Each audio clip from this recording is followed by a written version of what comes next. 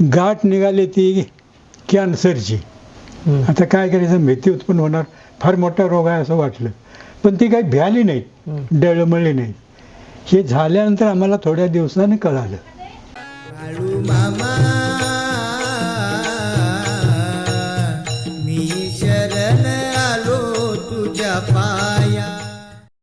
ह्याला बी माहिती दिली सगळ्यात. होय, त्याला आहे की माहिती. जरा येतोय कधी कधी तू एकाला शूटिंगला चालू आहे ना. जय बाळू मित्रांनो, नमस्कार. जय बाळूमा. बाळूमांच्या नावानं चांग भलं, विठ्ठल प्रदेवाच्या नावानं चांग भलं, हालसन्ना आप्पांच्या नावानं चांग भलं, मुळे महाराजांच्या नावानं चांग भलं, मालिंगरायाच्या नावानं चांग भलं, शेळ्या मेंढ्यांच्या नावानं चांग भलं, राजा घोड्याच्या नावानं चांग भलं, आई सत्यवायांच्या नावानं चांग भलं, बोला बोला बोला बाळूमांच्या नावानं चांग भलं. मित्रांनो, खरंच गेल्या कित्येक वर्षापासून आपण मामांच्या विषयी जाणून घेण्याचा प्रयत्न करत आहोत आणि ज्या ज्या ठिकाणी मामा पोचले त्या सगळ्या ठिकाणी आपण जाण्याचा प्रयत्न करत आहोत आणि ज्या ज्या लोकांनी मामांची सेवा केली त्या सगळ्यांच्या विषयी जाणून घेण्याचा प्रयत्न करत आहोत. पण मी मागं म्हटल्याप्रमाणे मित्रांनो की देवाने फार म्हणजे फार मोठं काम करून ठेवलं आहे. कारण एक आयुष्य, माझं एक आयुष्य त्याला पुरणार नाही. म्हणूनच मी म्हटलं होतं माझ्यासारखं असं काम बऱ्याच जणांनी सुरू करायला पाहिजे. बऱ्याच जणांनी ह्या मुलाखती परत सुरू करायला पाहिजेत, मुलाखती घ्यायला पाहिजेत. कारण ही माहिती फार मोठी आहे, ते एकट्याच्या शक्य नाही, एकट्यानं ते करणं शक्य नाही. आणि महत्त्वाचं म्हणजे काय, एकट्यानं करणं शक्य नाही आणि मला एकट्याला ते एका आयुष्यात संपणं शक्य नाही. का मी असं म्हणतोय, कारण मी आज कामते मामांच्याकडे आलो पेन्शन देण्यासाठी. आणि पेन्शन देण्यासाठी आल्यानंतर त्यांनी मला असं विचारलं की बापू रोकडे वेगळे आहेत, बापूसाहेब मगदूम यांची माहिती तुम्हाला काय माहिती आहे काय म्हणाले. मग मी म्हटलं त्यांना त्यांच्या मुलग्याची म्हणजेच मगदूम साहेबांची, राम मगदूम, कैलासवासी राम मगदूम यांची आपण मुलाखत घेतली आहे आणि त्यांनी पूर्ण माहिती दिली आहे, पण तुम्हाला काय माहिती आहे आणि ते सांगा म्हटलं. तर मग त्यांच्यासाठी आजचा हा व्हिडिओ मी करतोय. मित्रांनो, त्यांना बापूसाहेब मगदूम यांच्याविषयी एक आठवण त्यांना सांगायची आहे, एक घडलेली कथा त्यांना सांगायची आहे. तर त्यासाठीच आपण हे मुलाखतीचं आजच्या प्रयोजन केलेलं आहे आणि अगदी अचानक असं प्रयोजन झालं आहे. आणि म्हणूनच मित्रांनो मी काय म्हणतोय की देवानं एवढं मोठं काम करून ठेवलं आहे, ते सगळ्यांनी आपण उचलून धरायला पाहिजे आणि सगळ्यांनी ते प्रकाशात आणलं पाहिजे. हे जे काम आहे ते मामांची माहिती सर्वांसमोर मांडण्याचं काम आहे, हे सगळ्यांनी करावं. कारण मी एकट्यानं करून हे काय शक्य होणार नाही. कारण अशा किती माहिती अजून यायच्या बाकी आहेत.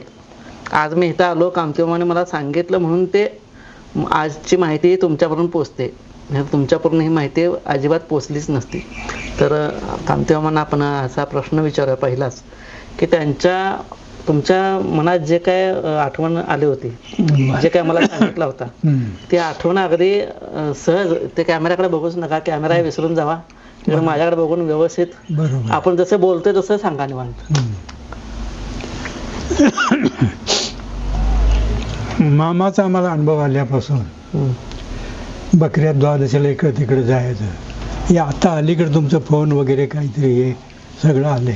त्याच्या वेळेला काय, एकादश आणि द्वादश ही माणसं एकच ठिकाणी गोळा व्हायची. अशा ठिकाणी ठराविक माणसं मामाच्या जोडीत असणारी, मगदूम साहेब हे एक, बापूसाहेब मगदूम आणि कुशाप्पा पाटील असे हे ह्या भागातही जागी जागी गाठी भेटी व्हायच्या.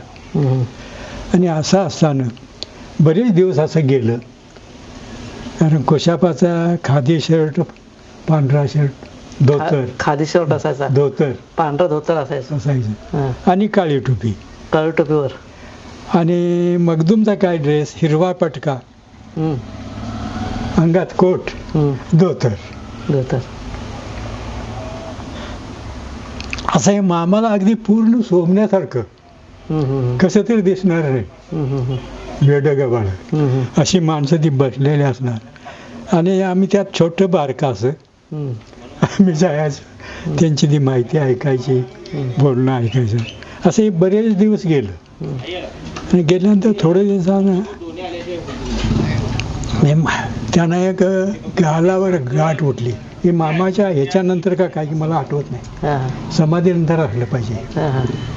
कुठं गालावर गाठ उठली? गालावर एक गाठ. मग ती गाठ काय करावं म्हणून ते दवाखान्याला गेलं. डॉक्टरला दाखवलं पाहिजे डॉक्टरला दाखवलं मुंबईला काय मुख्य दवाखाना काय म्हणते त्याला त्या दवाखान्याचं नाव मी विसरलो टाटा हॉस्पिटल तिथं ते गेलं रिपोर्ट मग गेल्यानंतर ती गाठ थोडीशी काढलेली त्यांनी ते तपासणीला पाठवलं या आठवड्याभर तिथे राहिलं त्यांची बन कोणतरी ते मुंबईत आहे त्यांच्या घरी ते राहायला गेलं आठवड्यात आणि यायचं नाही जायचं वाटतच वेळ तिथं थांबलं मग 4-8 दिवस थांबल्यानंतर पण नंबर आला गाठ निघाली ती कॅन्सरची आता काय करायचं भीती उत्पन्न होणार फार मोठा रोग आहे असं वाटलं पण ती काही भ्याली नाही डळमळली नाही हे झाल्यानंतर आम्हाला थोड्या दिवसाने कळालं त्यांच्या तोंडून ते आल्यानंतर गेला एकादशीला द्वादशीला मग ती गाठ कॅन्सरचे निघालं ऑपरेशन करायला पाहिजे दिवस ठरला हॉस्पिटलमध्ये मग ते पाहुणा कोणता आहे त्याच्या स्वप्नात मामा गेलं बाप्या कुठं आहे रे म्हणून मामा असंच बोलत होतो पण आम्हाला ते तोंडात तसंच आलं आता काय आम्ही बापूसाहेब इकडे म्हणणार मामा तसं म्हणत नव्हतं त्या पद्धतीने बोलणार ते कुठं आहे म्हणून विचारल्यावर तर मामा ते दवाखान्यासाठी ऑपरेशनसाठी ते गेलेत मामा होतं काय की त्यावेळेला कुठं ऑपरेशनला मुंबई टाटा हॉस्पिटलला ते ऐकलं आणि मामा त्याच रात्रीला स्वप्नात गेलं त्या डॉक्टरच्या डॉक्टरला काय झोपलायस का जागा आहेस डॉक्टरला विचारलं आणि उद्या जे ऑपरेशन करणार ते चांगलं काळजीपूर्वक कर ताकीद दिली डॉक्टरला आणि दुसऱ्या दिवशी ते ऑपरेशन सकाळी सुरू होणार त्यावर ही ऑर्डर तिथं पोचली त्या परिस्थिती उठायची टायमिंग पहाटेला ते उठलं ते सरळ ते बापू मगदूमच्या काठाजवळ आलं अरे मगदूम साहेब म्हणले तुझी काय भानगड तुझा कोण माणूस आहे आणि ते माझ्याकडे पाठवलं मध्ये तिला काय म्हणला उंच सावळा माणूस ते डॉक्टरला माहित होतं नव्हतं मामा येते ते कुठलं मग त्याला काय माहिती असला कोण माणूस माझ्याकडे पाठवलास खांद्यावर घोंगड हातात काठी तांबडा पटका डोईला आणि हे माणूस मला ताकीद दिलाय म्हणला काय भानगड तुझी कोण आहे पहिला तो नमस्कार केला काय म्हणला माझ्यासाठी किती राबावलं त्या देवानं आमचा देव म्हणला आमच्या संग फिरतोय त्यांची बकरी आहेत अशी सगळी माहिती सांगितली आणि त्या माणसानं म्हणला तुमच्यापर्यंत यायचं हुडीकलं तर 6 महिने तुम्ही गावणार नाही गाडी घेऊन आल्यावर माणूस कसा गावल कुठं गावणार आता नाही मुंबईत गेला तिकडे गेला हॉस्पिटल हुडीकलं तर द्याड तरी फिरून हॉस्पिटल होणार नाही आणि तिथं मामा पकडतोय झोपेच्या वेळा त्याला गाठून ताकीद देतोय उद्या ऑपरेशन करणार ते सावकाश करा किती श्रद्धा डॉक्टरला काय वाटलं हे काय नवाला आहे कोण आलाय कृष्ण आल्यासारखा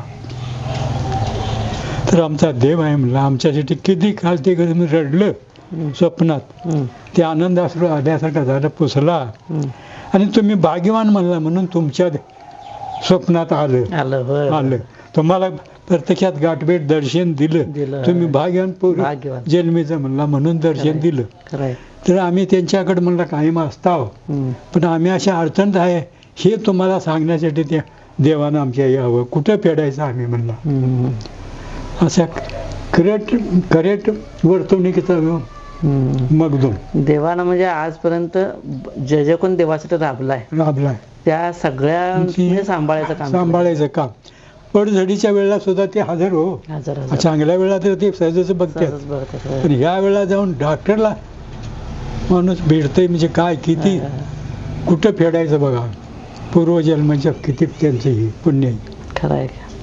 आणि महत्वाचं म्हणजे काय कामतेमा की आजपर्यंत बऱ्याच जणांनी सांगितलं की मामा ज्यांनी खरोखर राबलेत खरोखर मामांची सेवा केल्या त्या सगळ्यांचे बारीक सारीक गोष्ट सुद्धा मामांनी उचलून नेले बरोबर आहे बारीक सारीक गोष्ट मोठं तर हे असलं हे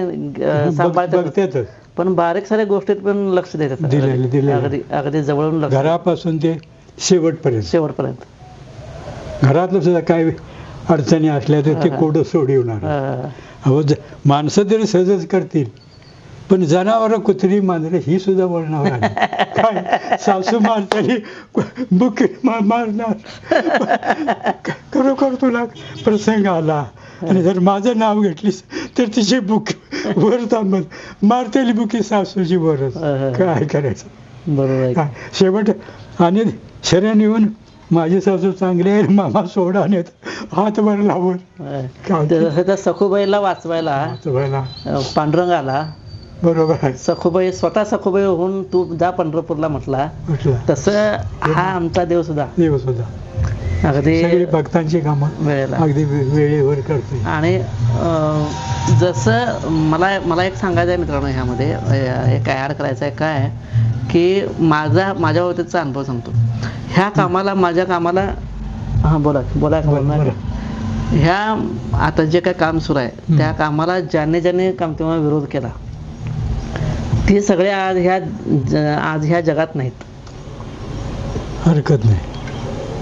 ज्यांनी विरोध केला ते आज ह्या जगात नाहीत. आता ह्या प्रसंगी सांगायची वेळ आली. बोलू नये. हा, हे बोलायला नको पाहिजे कारण बोलाय का नको पाहिजे, कारण ते एक देवानं दिलेलं एक हे आहे चांगलं, ते बोलून दाखवायचं नाही बोलायचं. तर असं हे आहे. आणि दुसरी गोष्ट अशी पण आहे, विरोध करणारी माणसं जी आहे हा ते आपल्यापासून दूर गेली. आणि दुसरं असं पण आहे काम तेव्हा की हे काम जे लोक अगदी आवडीनं बघतात. बरोबर.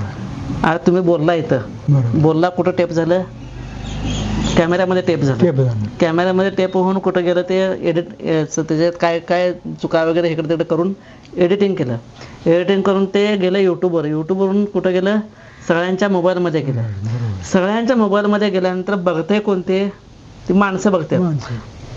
आणि ती माणसं म्हणजे कोण असतात, मामांचं भक्त असतात. आता ते भक्त ज्या भावनेनं बोलतात काम तेव्हा, म्हणजे ज्या भावनेनं बघतात ती भावना सुद्धा तुम्हाला लागते.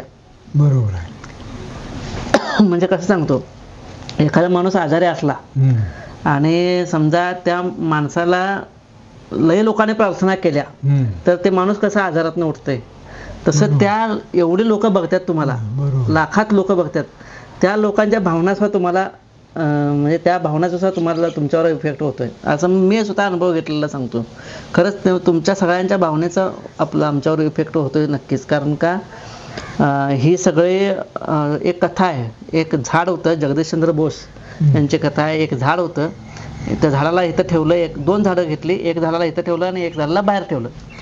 आणि एका झाडाला काय केलं, कायच बोललं नाही त्याच्यावर, म्हणजे चांगलं बोलून त्याच्यावर चांगलं बघायला सुरू केलं. आणि बाहेरच्या झाडाला काय केलं, त्याच्या पैसे जाऊन रोज शिव्या द्यायच्या त्याला, रोज शिव्या द्यायच्या झाडाला त्या. आणि ह्या झाडाला काय नाही, चांगलं करायचं.